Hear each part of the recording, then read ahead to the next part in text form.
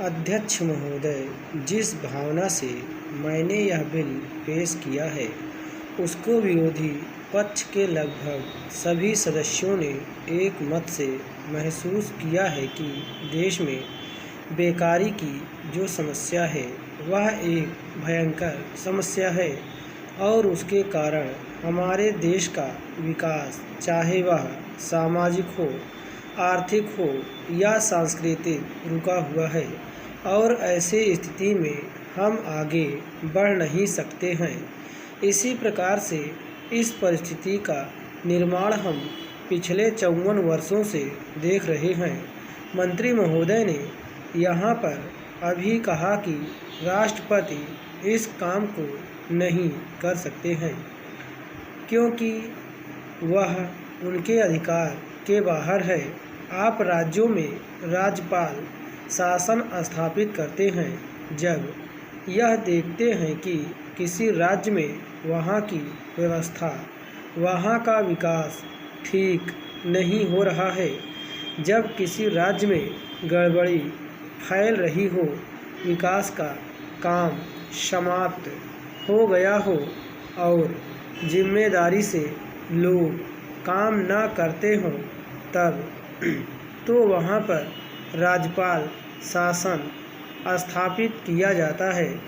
ऐसे बहुत से उदाहरण हमारे देश में मौजूद हैं।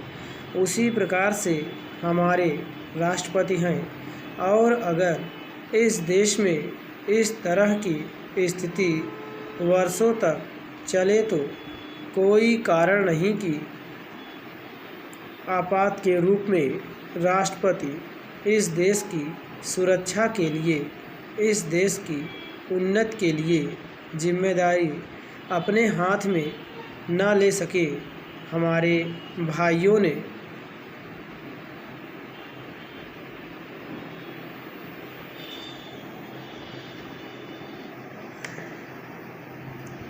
बहुत से उदाहरण दिए हैं कि राज्यों में संयुक्त सरकारें नहीं चली, लेकिन उसके पीछे राजनीतिक हथकंडे थे।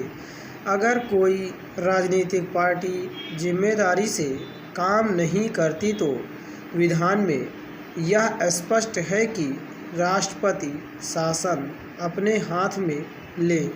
मैं एक उदाहरण देता हूँ कि संविधान में आदिवासी हरिजनों के उत्थान के लिए प्रण किया गया था कि 10 वर्ष में उनकी सामाजिक तथा आर्थिक स्थिति को सुधार देंगे, लेकिन यह सरकार उसमें भी असफल रही।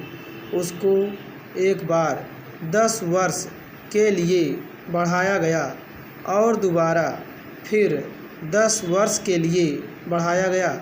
इसी तरह से उसको बढ़ाते जा रहे हैं, लेकिन उनकी आर्थिक और सामाजिक उन्नति आप नहीं कर पाए हैं। इस काम में सरकार बिल्कुल असफल हुई है। पिछली बार सरकार पर अविश्वास का प्रस्ताव भी आया था और वह पास होने वाला था। इसलिए मेरा कहना है कि हमारे देश में यह जो बेकारी की समस्या है वह एक बहुत ही भयंकर समस्या है।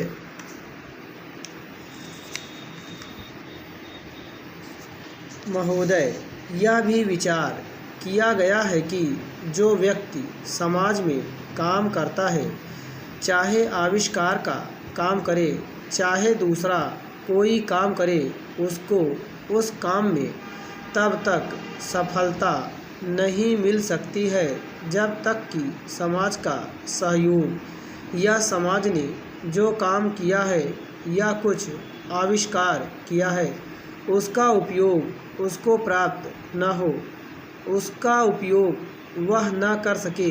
इसलिए जब भी कोई व्यक्ति किसी वस्तु का आविष्कार करता है तो आविष्कार करने में न केवल उसका अपना परिश्रम रहता है, लेकिन साथ ही साथ समाज ने जो काम किया होता है, चाहे विज्ञान के क्षेत्र में या प्रौद्योगिकी के क्षेत्र में या किसी अन्य क्षेत्र में, उस सबसे भी वह लाभान्वित होता है।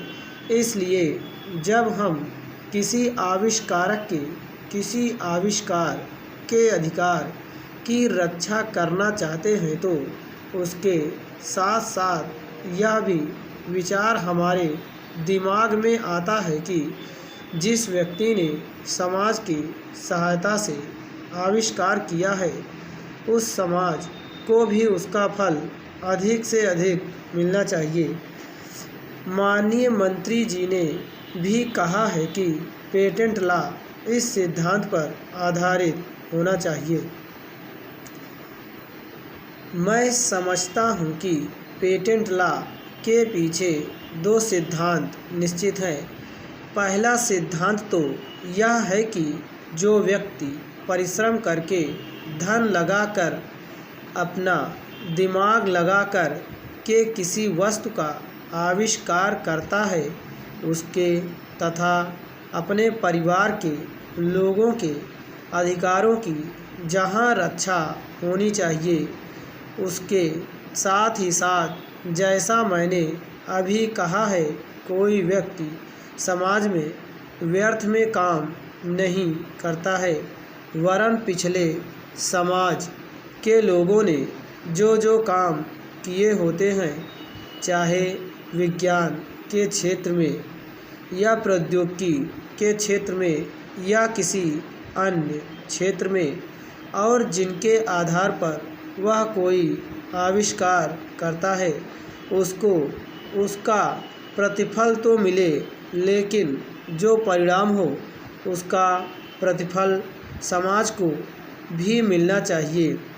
मंत्री महोदय ने कहा है कि जो यह सिद्धांत है वह भी इस विधेयक के पीछे स्थापित किया गया है और इस बात का ध्यान रखा गया है कि जहां हम किसी व्यक्ति के आविष्कार के जो अधिकार हैं, चाहे धन के उपार्जन का अधिकार हो या प्रतिष्ठा प्राप्त करने का अधिकार हो, उसे प्रतिष्ठा का और चाहे धन का, दोनों का लाभ व्यक्ति विशेष को भी मिले।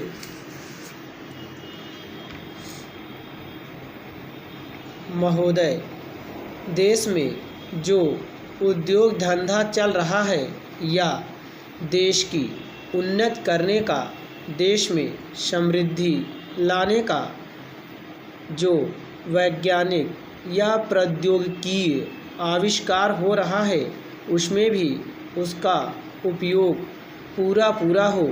यदि ऐसा हो तभी मैं समझता हूँ कि हमारी पेटेंट प्रणाली सफल सिद्ध हो सकती है। यह प्रश्न उठ सकता है कि किस सीमा तक व्यक्ति के अधिकार की रक्षा की जाए और किस सीमा तक उसके अधिकार का हनन किया जाए, ताकि समाज का अधिक से अधिक लाभ हो, समाज उसका अधिक से अधिक उपयोग कर सके। एक दृष्टिकोण जो इसके पीछे है, हमें इस बात का अभिमान है कि हम 101 करोड़ हैं। हमारी कई जातियाँ, कई धर्म, कई भाषाएं और कई प्रकार के रीति रिवाज हैं। इस विविधता से हमें लाभ उठाना चाहिए, किंतु आज भेदभाव का भूत हमारे सिर पर चढ़ रहा है। भारत को स्वतंत्रता मिली है, इसका अर्थ यह होना चाहिए कि गरीबों की सेवा के लिए आज तक हमें जो सुविधाएं उपलब्ध नहीं थी वे मिली हैं। जिस प्रकार भरत ने अयोध्या के राज्य को राम का समझकर सेवक वृत्ति से राज्य का काम संभाला था, उसी प्रकार हमें समझना चाहिए कि राज्य गरीब जनता का है।